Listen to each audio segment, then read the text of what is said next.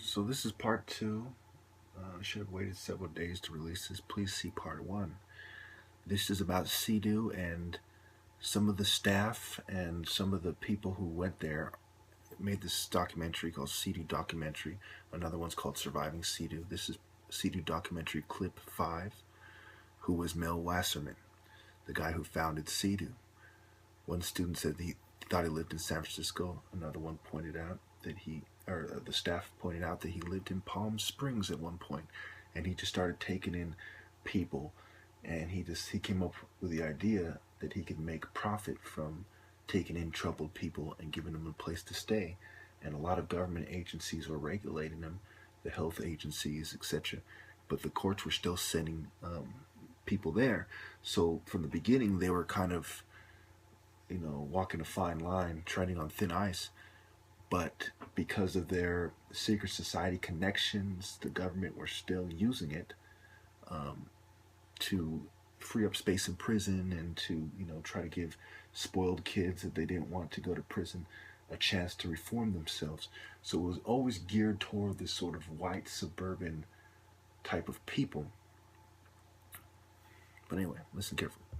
Had the answer. Mel was built up as this visionary who every idea that was in RMA sprung fully formed out of his head, and then I found out actually through the Cult Awareness Network before the Scientologists bought them or took over, is that the connection with cedu, or not cedu, with Synanon. And he was there, and then I started reading about Synanon and the game, and I was like, the game, raps, okay. And then I did some more research about LifeSpring and EST and large group awareness training, and I'm like, yeah, that's, LifeSpring was the summit. I bought the copyright. So, and then I did some research into, primal scream and bioenergetic analysis, and which he also used. I think a lot of these things got plugged into the group sessions, little by different staff that would show up and say, well, let's try this. Let's do this. He didn't think of a damn thing on his own, pretty much. He was like Madonna of the troubled teen industry. He just borrowed everything else and said it was his own idea. Mel started going on this rant about how he's simply here from the kindness of his heart, how he's here not to make a profit. He said that, he's not here. He took this time out of his life to come here and help us because he really cares, and there's no financial ties to it. And he did show up in a limousine and stuff, which I thought was very odd, to look good for who, a bunch of messed up kids, who cares, In the back there was a video camera set up and someone recording it, someone he had obviously hired to come with. So I was if he's saying he's not doing this for money and just out of the kindness of his heart, why is this a production? Why is this being videotaped and all that? So that's what I asked him. I stood up and I said, you said you're not doing this for the money, and you're saying you're just here because you want to be. Why is this being tape recorded? And he said, because there's a lot of people in this room who need to hear what I have to say who aren't in this room. And I asked, so are you going to be selling these tapes? And then Ned Murray, who was the headmaster, just told me to sit down. And that was it. That was my interaction. And Mel just moved on. I think he just said next question and then told me to sit down. And then afterwards, the camera guy and Mel got back in the limousine and drove away. And apparently we were all blessed with his presence.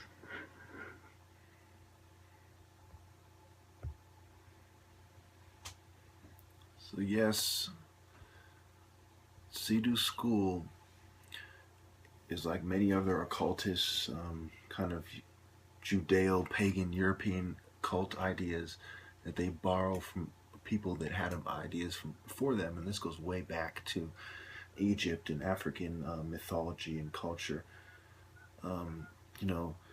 but it is basically the evolution of that from a European perspective.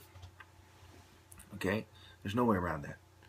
So when you're looking at these cults, absolutely, there's the Jewish networks, and there's the European networks, including the controlled skinhead movements.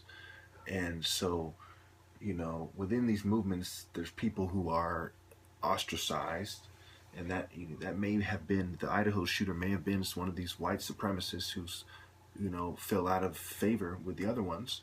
He might have just been a random white guy who secret society guys noticed. I found it interesting that I talk about pharmacology a lot as well in alchemy, and he went to school for pharmacology.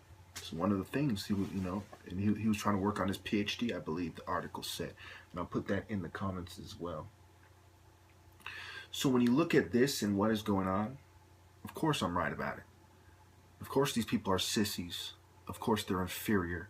Of course they've indoctrinated a whole lot of people. I mean, every controlled movement sprung up from secret societies, ultimately. And these are the people that control society, and it is absolutely disgusting. So when you see all these brainwashed whores in Hollywood and these models marrying Hollywood guys and all kinds of, you see all these sororities and fraternities, always remember that all this is controlled by secret societies ultimately, either directly or indirectly. They're either doing what they say or what they want them to do in the tradition of people who have been doing what they want them to do.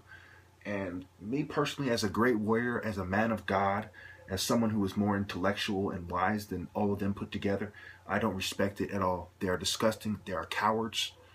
Together, they aren't half the man that I am. End of story. This video is a repost. It was reposted April 11th, 2012. It was originally made in 2009, almost 7 years ago. Okay. Okay, a few deities are important, Molech and Baal, and I'll get into them later. Also, Osiris, Horus, and Amun-Ra. Now, whites long ago, the Greeks specifically, used to go to Egypt and learn, including Herodotus. They used to travel down the other ones, how to kind of have their own empire and how to do it right. And other people would go there and marvel at the pyramids, marvel at the temples, the sun temples, and the different gods' temples, and they would envy the Egyptians. And the Persians would eventually argue that they were in secret societies that took ideas from the secret societies and merely made them public. And a lot of them were writing books and poems based on ideas they had learned from their contact with the ancient mystery schools, okay, which would evolve into the secret societies. So that's why I call them secret societies. All these black people with these spiritual ideas coming, and then you have these white people with bad intentions starting to steal them.